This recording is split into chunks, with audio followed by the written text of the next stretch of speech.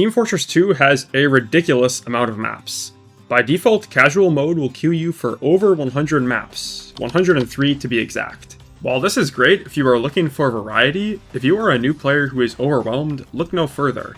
I have compiled a short list of maps that I think are the best for beginners who want to improve at the greatest video game ever made, TF2. But before I get to my first pick, a brief disclaimer. This list is my opinion, and if you couldn't tell, I am just a little bit biased. I'm not saying that you should only play these maps. You should play the game how you find fun. This list is intended for new players who are overwhelmed and want to find a few comfort maps to queue for as they get a hold of the basics. With that out of the way, let's start with my first pick.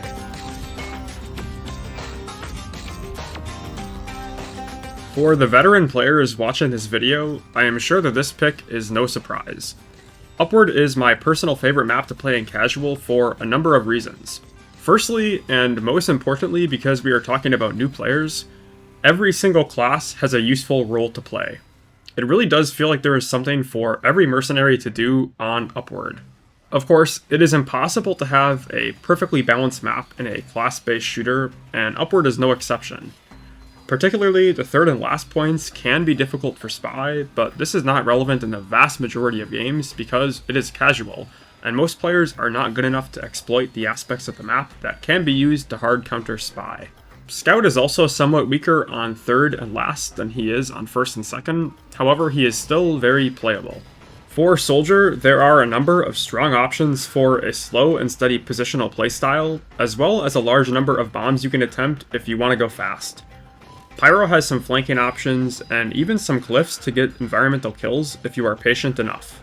Demo is completely at home on Upward. As a Demoman main myself, this map feels like it was made with grenade and sticky bomb spam in mind. For heavy, there are tons of flanks and head glitch spots to use to your advantage, and Upward last is pretty much engineer main heaven. The way this map is laid out forces teams to work together to succeed. Medics are rewarded for smart use of their Ubercharge.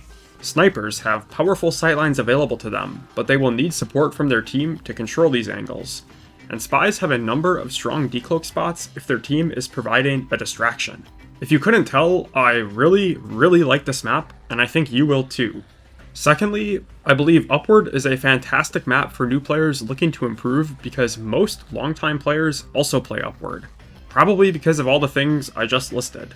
This means that the average skill level of an Upward game is typically going to be higher than most other maps. Of course, this can be a bad thing if you are completely unable to compete with the other team, but generally speaking, I find that playing against better players means that you will improve faster. Your mistakes will be punished more often, and you can learn positioning and other strategies by paying attention to the tryhards. Another reason I picked this map is because it is a payload map. In modern TF2, playing payload is going to be the best experience because most players queue for it. This means that you will have shorter queue times and your games will almost always be a full 12v12, especially on Upward. Furthermore, payload games usually last longer than game modes like King of the Hill, meaning that you will spend less time requeuing and more time actually playing. If you couldn't tell by my accent, I am playing on North American servers, so if you're in another region, your experience may be different. Outside of the logistical reasons that payload is ideal, there is another reason I recommend it. The objective is clear and simple to understand, but also interesting and dynamic. Blue team needs to push the payload cart to the end of the map, and red team needs to stop them. Unlike on King of the Hill or Capture the Flag maps, payload has multiple different points, meaning that you will usually get to experience many different situations in the span of just one game. As with most things, this can be a double-edged sword. If you are struggling to grasp the very basics, a dynamic battlefield might make it more difficult to learn. That is why I chose my next two maps.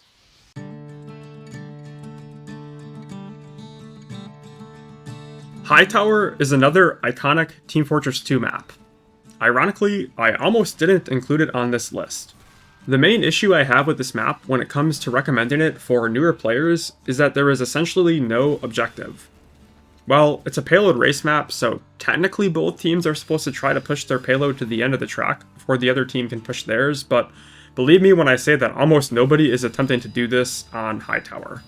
Hightower has always been known by the community as the unofficial team deathmatch map.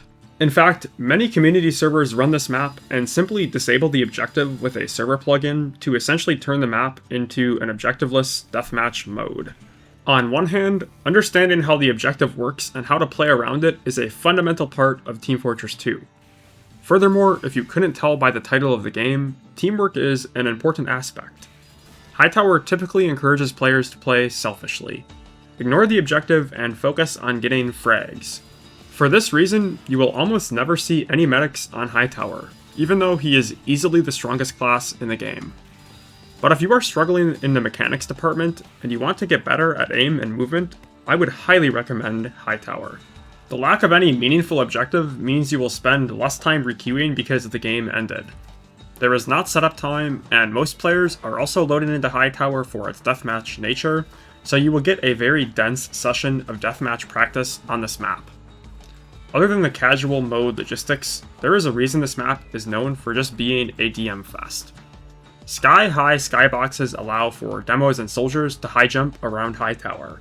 The ample health packs make a quick reset after a 1v1 encounter easy, meaning you can go hunt for more action even if your team doesn't have any medics, which is likely. Of course, I knew about all of this when I originally decided not to recommend Hightower. What made me have a change of heart was remembering when I was a new player nearly a decade ago. I spent so much time playing this map. I think wanting to try playing Trollger led me to learn how to rocket jump, which really acted as a catalyst for improvement.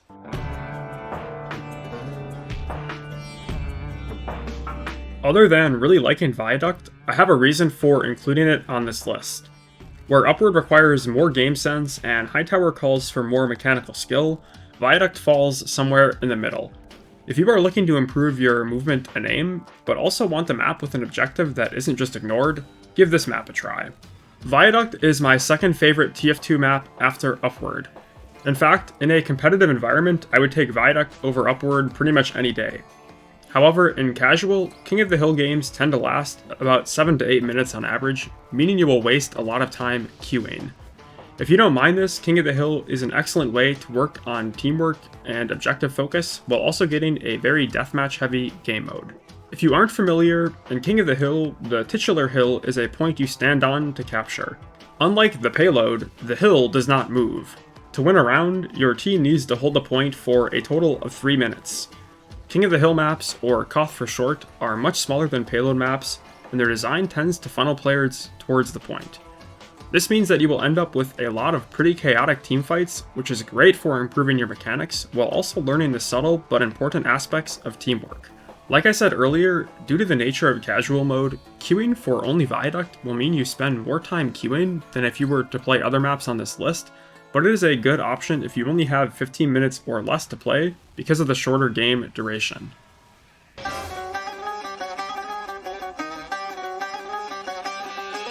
Rounding this list off is another super famous map, Badwater Basin. Badwater and Upward are like the meat and potatoes of my casual rotation. I'm not sure which is which, but yeah, they're both staples. My hot take is that Upward is better, but Badwater is pretty good, and some playstyles are actually a lot easier to pull off here. Most of what I said about Upward is true for Badwater. All 9 classes have a role to play on this map, so it doesn't ever feel like you are unable to do anything because of who you are playing. Well, as long as your team is pulling their weight, this is true. The average Badwater lobby is, in my experience, pretty sweaty, so keep that in mind. I think that there are tons of important lessons to be learned on this map. Both first and second point demonstrate the importance of high ground and split pressure. I can repeat in these videos over and over how strong high ground is, and you can know that high ground is strong, but playing Badwater enough times will make you understand. On the topic of learning lessons, this map will teach you so much if you simply pay attention. Avoiding sniper sightlines, dealing with a Kritzkrieg combo, and tackling turtling engineers are some examples. And believe me when I say that there is no shortage of any of the things I just listed, for better or for worse. I could definitely ramble on about all of these maps for longer, but I think I have gotten my main argument for each one across. In case you are curious, or maybe you think all of these options are trash, here is my typical casual queue list. Thank you for watching. gotta try this. Hang on. This is too good of an opportunity.